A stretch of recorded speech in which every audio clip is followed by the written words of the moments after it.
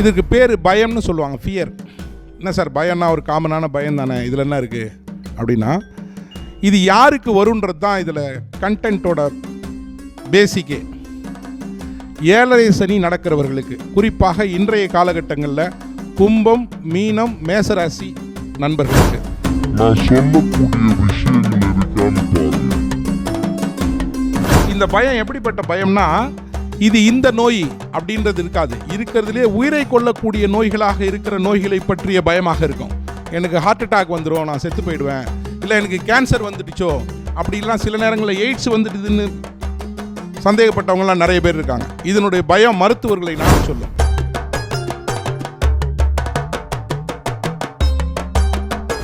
நேயர்களுக்கு வணக்கம்.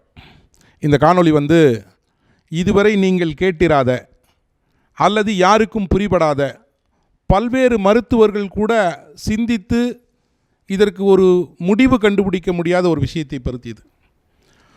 இதற்கு பேர் பயம்னு சொல்லுவாங்க, ஃபியர். என்ன சார் பயம்னா ஒரு காமனான பயம் தானே, இதில் என்ன இருக்குது அப்படின்னா, இது யாருக்கு வருன்றது தான் இதில் கண்டென்ட்டோட பேசிக்கே. ஏழரை சனி நடக்கிறவர்களுக்கு, குறிப்பாக இன்றைய காலகட்டங்களில் கும்பம், மீனம், மேசராசி நண்பர்களுக்கு நான் சொல்லக்கூடிய விஷயங்கள் இருக்கான்னு பாருங்கள். அடிக்கடி உங்களுக்கு வேர்க்கும், பின்முதுகு இழுத்து பிடிக்கும், கண்டக்கால் இழுக்கும், நெஞ்சுக்குள்ளே படபடப்பு அதிகமாகும், பால்பிட்டேஷன் அதிகமாகும், உங்களோட ஹார்ட் பீட் அதிகமாக இருக்கும். இது இருக்கா பாருங்கள். இது நிச்சயமாக ஒரு 80லேருந்து 85% பேர்களுக்கு இது இருக்கும். அப்புறம் இந்த பயம் எப்படிப்பட்ட பயம்னா, இது இந்த நோய் அப்படின்றது இருக்காது. இருக்கிறதுலே உயிரை கொள்ளக்கூடிய நோய்களாக இருக்கிற நோய்களை பற்றிய பயமாக இருக்கும். எனக்கு ஹார்ட் அட்டாக் வந்துடும், நான் செத்து போயிடுவேன், இல்லை எனக்கு கேன்சர் வந்துடுச்சோ அப்படிலாம், சில நேரங்களில் எய்ட்ஸ் வந்துடுதுன்னு சந்தேகப்பட்டவங்களாம் நிறைய பேர் இருக்காங்க. இதனுடைய பயம் மருத்துவர்களை நாட சொல்லும்.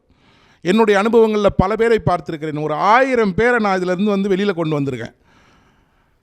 ஏன்னால் இதனால் பாதிக்கப்பட்ட ஒருவர்களில் நானும் கூட.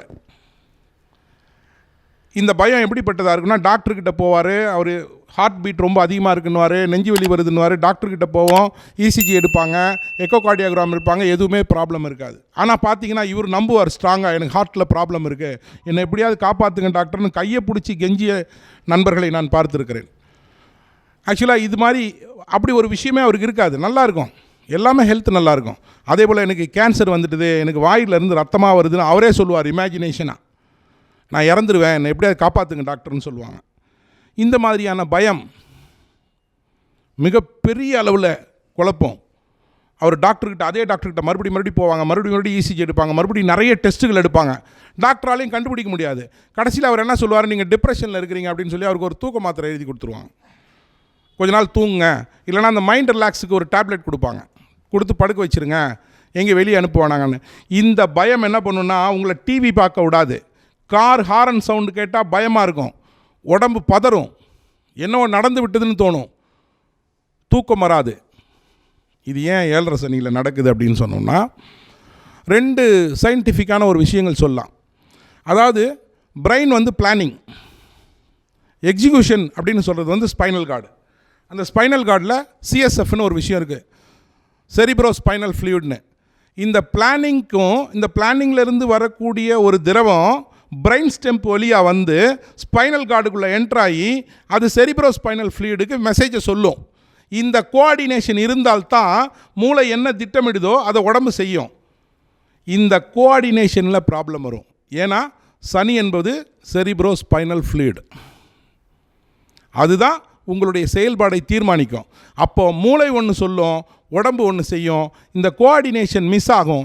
எங்கே மிஸ் ஆகும்னா, ஜனனகால ஜாதகத்தில் உங்களுடைய சந்திரன் மேலே சனி பயணப்படுகிற பொழுது, ஜனனகால உங்களுடைய ஜாதகத்தில் ஜனனகால சந்திரன் மேலே கோச்சார சனி பயணம் செய்கிற காலகட்டங்கள், இந்த மாதிரி ஒரு மிஸ் அண்டர்ஸ்டாண்டிங், ஒரு கோஆர்டினேஷன் இல்லாத ஒரு நிலைப்பாட்டை கொடுக்கிற பொழுது மூளை ஒன்று சிந்திக்கும், உடம்பு ஒன்று செயல்பட துடிக்கும். இதனுடைய விளைவுதான் இந்த பயம். இந்த பயத்தில் எனக்கு தெரிந்து பல்லாயிரக்கணக்கான பேர் மாட்டியிருக்காங்க. இந்த காணொளியை பார்த்துவிட்டு என்னோடய ஃபோன் நம்பரையும் நான் அதில் சொல்கிறேன். யாருக்காவது சந்தேகங்கள் இருந்தால் என்னை கூப்பிடலாம். கிட்டத்தட்ட ஒரு 1000 பேரை இதில் நான் க்யூர் பண்ணியிருக்கேன். இந்த பயம் ரொம்ப பதட்டமாக இருக்கும், ஹார்ட் பீட் ரைஸ் ஆகும், படபடப்புன்னு இருக்கும், பால்பிட்டேஷன் அதிகமாக இருக்கும், ஏதோ எனக்கு நிகழ்ந்து விட போகிறது அல்லது என்னுடைய குடும்பத்திற்கு நிகழ்ந்து விட போகிறதுன்ற ஒரு ஆழ்ந்த மிகப்பெரிய ஒரு பயம் இருக்கும். இந்த பயத்திற்கு முழுக்க முழுக்க காரணம் இந்த மிஸ்குவார்டினேஷன் தான்.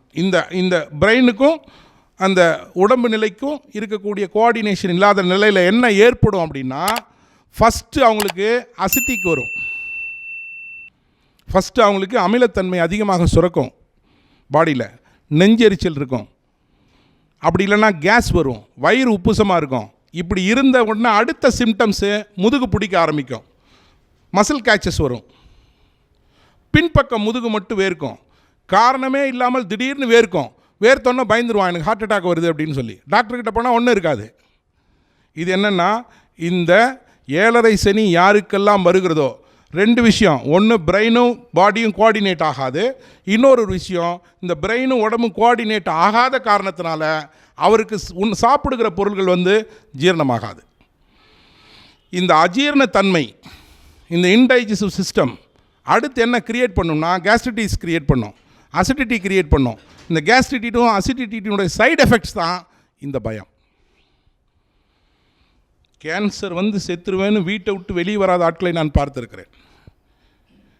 எனக்கு முடக்குவாதம் வந்துச்சுன்னு சொல்லுவான், எனக்கு ஸ்ட்ரோக் வந்துச்சுன்னு அவனே ஒரு கையை இழுத்து வச்சுப்பான். இதெல்லாம் நிறைய பார்த்துருக்கிறோம். ஒரு ஜோதிடராக பார்த்துருக்கிறேன், ஒரு ஆராய்ச்சியாளனாக பார்த்துருக்கிறேன். இது எந்த டாக்டர்கிட்ட போனாலும் க்யூர் பண்ண முடியாது சார், நான் சேலஞ்ச் பண்ணுறேன். எந்த டாக்டர்கிட்ட போனால் க்யூர் பண்ண முடியாது. ஒரே ஒரு விஷயம் என்னென்னா, இவங்களுக்கு ஸ்லீப்பிங் டோஸ் கொடுத்து தூங்க வைப்பாங்க, ரெஸ்ட்டில் இருக்க சொல்லுங்கன்னுவாங்க. அதுவுமே ப்ராப்ளம். உங்களோட மைண்ட் கோஆர்டினேஷன் லெவல் அதை ஸ்டாப் பண்ணக்கூடாது, அண்டர்ஸ்டாண்ட் பண்ணணும். அப்போ என்ன பண்ணணுன்னா, ஃபஸ்ட்டு அவங்களுடைய டைஜஸ்டிவ் சிஸ்டத்தை பர்ஃபெக்ட் பண்ணணும். பர்ஃபெக்ட் பண்ணும்போது அவங்களுடைய பிரெயின் சிஸ்டம் பர்ஃபெக்டாக வேலை செய்யும்.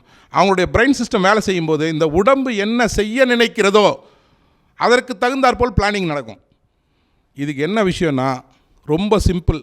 அது ஜோதிடமாக எடுத்துக்கொண்டாலும் சரி, மருத்துவமாக எடுத்துக்கொண்டாலும் சரி, என்னுடைய நோக்கம் நான் பட்ட இந்த அவஸ்தையிலிருந்து யாரும் இந்த மாதிரி சிரமப்படக்கூடாது, வெளியில் வரணுன்ற ஒரு நல்ல எண்ணம் தான். நெல்லிக்காய் ஜூஸ் தான் சார் இதுக்கு கை கண்ட மருந்து. எம்டி ஸ்டமக்கில் காலையில் ஒரு 1/2 கிலோ நெல்லிக்காய் வாங்கி கொட்டையை எடுத்துகிட்டு நல்லா மிக்சியில் ஸ்மாஷ் பண்ணி ஜூஸ் எடுத்து ஃப்ரிட்ஜில் வச்சுக்கங்க. வீட்டில் இருக்கிறதுலே பெரிய டம்ளரில் 1/4 டம்ளர் ஜூஸு, 3/4 டம்ளர் தண்ணி. சார் நான் நெல்லிக்காய் ஜூஸ் டெய்லி குடிக்கிறேன் சார், எனக்கு பிரச்சனை இல்லை. அப்படி இல்லை, நான் சொல்கிற மெத்தடாலஜியில் குடிக்கணும். ஏன்னா நெல்லிக்காய் ஜூஸ் சிட்ரிக் ஆசிடு, அதை வெறுமே ராவாக குடிச்சிங்கன்னா மறுபடியும் அசிட்டிக் இன்னும் ஜாஸ்தி இன்க்ரீஸ் ஆகிடும். அதை டைல்யூட் பண்ணணும். அது ஹைலி கான்சன்ட்ரேட்டட் சிட்ரிக் ஆசிடு நெல்லிக்காய் ஜூஸு. விட்டமின் ஏ ரொம்ப அதிகமாக இருக்கக்கூடிய vitamin A and vitamin C ரொம்ப அதிகமாக இருக்கும்.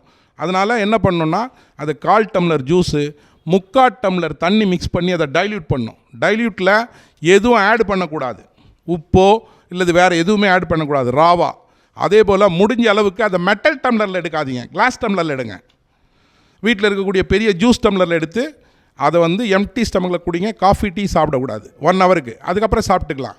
யாராவது இந்த ஜூஸ் குடித்த உடனே அவங்களுக்கு லூஸ் மோஷன் வரும், ஒரு 3லேருந்து 4 டைம் லூஸ் மோஷன் ஆகும். ஆனதுக்கப்புறம் நார்மலாக அவங்க பிரேக்ஃபாஸ்ட் சாப்பிட்டாங்கன்னா அது நின்றுடும்.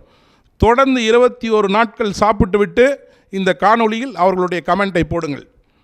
இது இந்த பயத்திலிருந்து, குறிப்பாக இந்த 7.5 சனியில் இருக்கிறவங்களுக்கு இந்த மிஸ்கோஆர்டினேஷன், இந்த டைஜஸ்டிவ் சிஸ்டம் ப்ராப்ளத்தில் இந்த பயம் வந்தே தீரும். இதற்கு மருந்துகள் எதுவும் இல்லை. ஹோமியோபதியில் வேணால் ஏதோ 1-2 இருக்கிறதா சொல்கிறாங்க, அதுவும் முழு ரிசல்ட்டு கொடுக்கறதில்ல. ஆனால் இந்த நெல்லிக்காய் ஜூஸ் இவர்களை இந்த 7.5 சனி பிரச்சனைகளிலிருந்தே வெளியே கொண்டு வரும். முயற்சி செய்து பார்த்துவிட்டு உங்களுடைய விஷயங்களை கமெண்டில் பதியுங்கள் நண்பர்களே. நன்றி, வணக்கம்.